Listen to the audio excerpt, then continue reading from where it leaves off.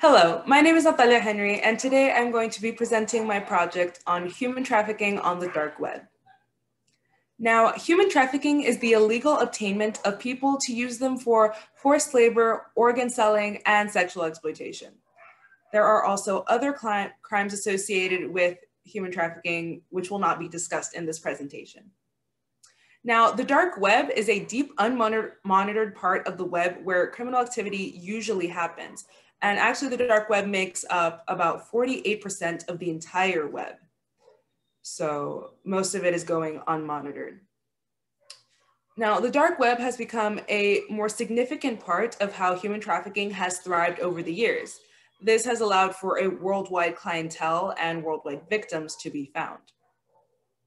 Now, the objective of the study is to determine the awareness of the people of Laredo about human trafficking on the dark web.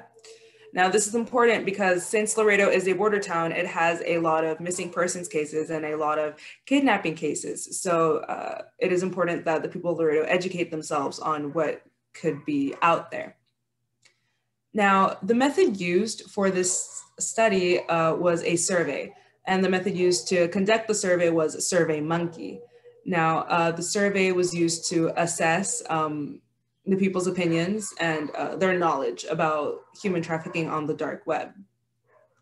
Now, this method is useful because we had to limit the amount of contact that we had with the participants due to COVID-19. We also had to modify the experiment a little bit because instead of going into the dark web and seeing what's out there for ourselves, we had to make sure it was a friendly way where everyone could be participating without any danger. Now, the results of this study show that most people were not aware. There were only 13 participants, and all of them were of the Caucasian and Hispanic race, and they were between the ages of 18 and 24. Now, the participants also consisted of 5 men and 8 women. Most of them, well, actually all of them, had never accessed the dark web. There were the most discrepancies between questions 8 and 9. However, the rest of them were mostly the same in answer choice. So the questions consisted of the following. Number 1, are you aware of human trafficking? Number 2, are you aware of the dark web? Number 3, have you or someone you know been exploited through human trafficking? Number 4, have you ever accessed the dark web? Number 5, do you or have you known anyone that has been on the dark web? Number 6, do you think that human trafficking has affected you in any way? Number 7, do you think that human trafficking has become an epidemic in Laredo?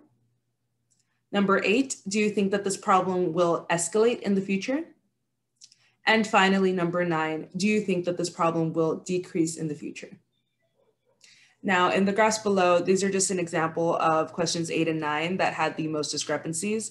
In these answer choices, we offered maybe or I don't know, and a lot of people, since they were not educated on the subject, put maybe or I do not know because of that.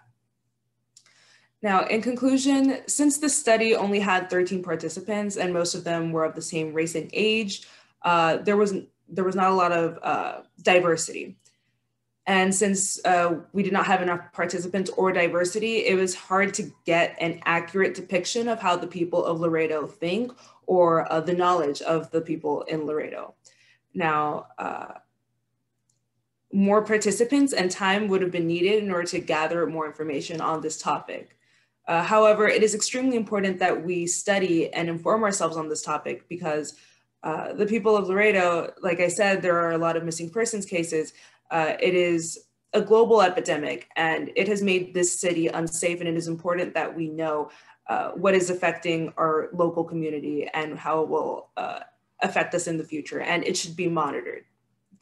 Now, I would like to thank Dr. Nora Garza, Ms. Rosemary Agüero Riojas, Mr. Robert Moore, Ms. Melissa Villarreal, and Ms. Gabriela Solis Cavazos for helping me achieve this research and for watching my video. Thank you very much.